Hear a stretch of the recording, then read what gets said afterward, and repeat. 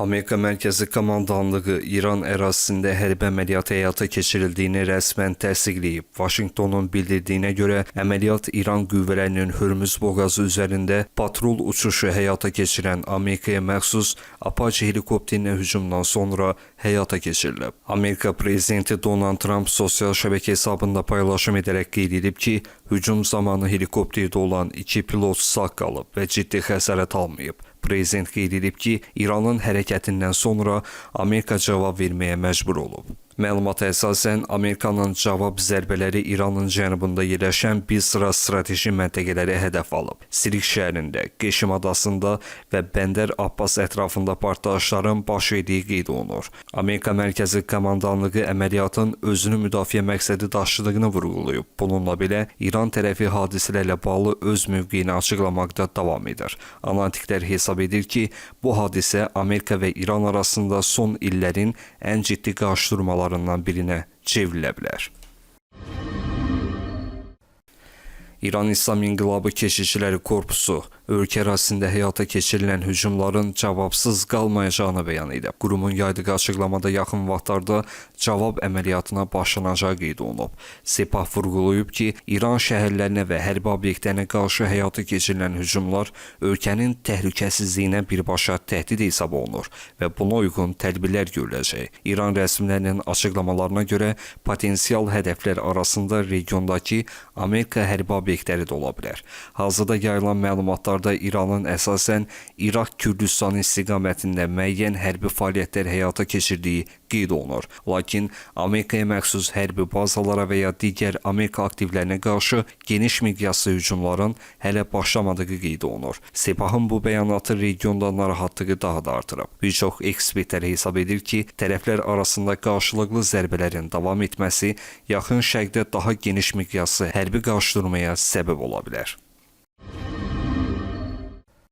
İran mənbələri Amerikanın son hava hücumlarının ölkənin cənub bölgələrində yerləşən bəzi mülki infrastruktura təsir etdiyini iddia edir. Məlumata görə, Sirik bölgəsində yerləşən Bamani rayonunda 2 içməli su anbarı zərbə nəticəsində sıradan çıxıb. İran tərəfi qeyd edir ki, bu hadisə nəticəsində ərazidə yaşayan sakinlərin su təchizatında ciddi problemlər yaranıb. Rəsmilər baş verənləri beynəlxalq humanitar hüququn pozulması kimi qiymətləndirir. Eyni zamanda İran mediası yayılan bəzi məlumatların şişirdildiyini qeyd edir. Tehranda verilən açıqlamalara görə bəzi xarici media orqanlarının iddia etdiyi kimi Qəşim adasındakı limanlara hücum edilməyib və bir sıra bölgələr ümumiyyətlə zərbələrə məruz qalmayıb. İran İnqilabı Keşişçiləri Korpusu isə Amerikanın gecə saatlarında həyata keçirdiyi əməliyyatlara adekvat cavab veriləcəyini bəyan edib. Hazırda bölgədə vəziyyət gərgin olaraq qalır və tərəflərin növbəti addımları diqqətlə izlənir.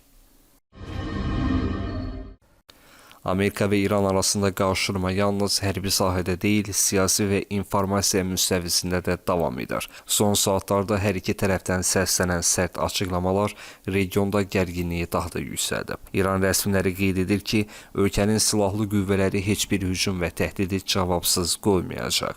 Xüsusilə İranın Xarici İşlər Naziri Seyid Abbas Əraqçı qeyd edib ki, Tehran öz təhlükəsizliyini və suverenliyini qorumaq üçün qətiyyətli addımlar atacaq. Digər tərəfdən, Amerika prezidenti Donald Trump da Vaşinqtonun geri çəkilməyəcəyini bəyan edib. Onun sözlərinə görə, Amerikaya qarşı həyata keçirilən istənilən hücuma çox sərt və güclü cavab verəcək. Müşahidəçilər hesab edir ki, qarşılıqlı təhdid xarakterli bəyanatlar vəziyyətin daha da gərginləşməsinə səbəb ola bilər. Beynəlxalq ictimaiyyət isə tərəfləri təmkinli olmağa və diplomatik kanalları açıq saxlamağa çağırır. Hazırda bütün diqqətlər İran və Amerikanın növbəti addımlarına yönəlib.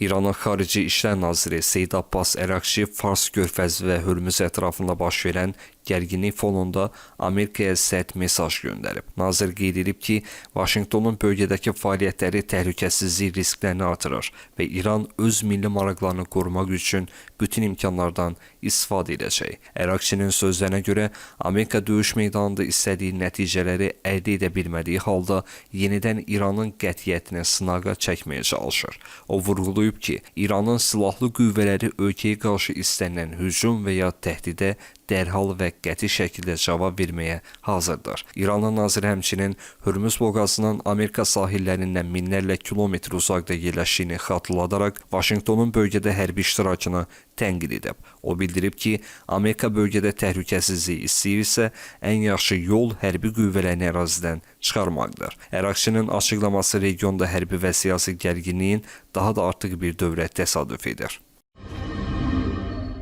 Amerika İranın cənubunu ələ keçirmək üçün desant qüvvələrini gizli şəkildə İsrailə göndərib. Bu barədə Amerikalı jurnalist Kenneth Kripinstein məlumat verib. Pentagon mart ayında 82-ci Hava Desant Diviziyasının yaxın şərqə yerləşdiriləcəyini elan edərkən bir vacib detalı gizlətdi. Əldə etdiyi məlumata görə desant qüvvələrinin bir hissəsi İsrailə göndərilib. Hərbi planlaşdırmada iştirak edən mənbə qeyd edib ki, bu yerləşdirmə fevral ayında hazırlanmış və Xark adasının ələ keçirilməsini və İranda sahil zonasının yaradılmasını tələb edən yeni birgə Amerika-İsrail ehtiyat planları ilə əlaqəlidir. 82-ci Hava Desant Diviziyası düşmən ərazisinə paraşütlə tullamaq üçün təlim keçmiş əsas sürətli reaksiya qüvvəsidir. Müəllif onda qeyd edir ki, Pentagon yerləşdirməni gizli saxlamaqla İran daxilində əməliyyatın ictimai müzakirəsinin önünü almaq məqsədini güdüb.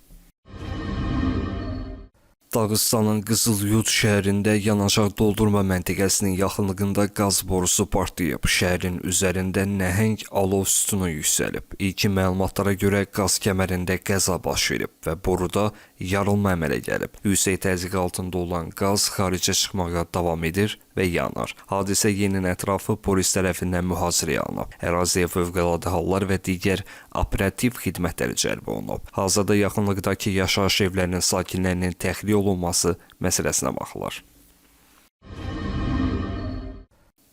Rusiyanın hücumlarına cavab vermək üçün uzaq mənzilli zərbə vasitələrinin sayını artıracaq. Bunu Ukrayna prezidenti Vladimir Zelenski deyib. Onun sözlərinə görə Rusiya hər gün Ukraynaya 600-ə qədər pilotsuz uçuş aparatı və 35-100 arasında raket zərbəsi endirir. Biz də cavab veririk. Hazırda eyni sayda vasitələrimiz olmasa da 300-350 zərbə vasitəsindən istifadə edirik. Elə bir səviyyə çatacaq ki, Rusiyaya tam həcmdə cavab verə bilək. Onlar bu müharibəni öz evlərində hiss edəcəklər. Rusiyanın müharibəni diplomatik yolla başa çatdırmağın yeganə yol olduğunu anlaması vacibdir.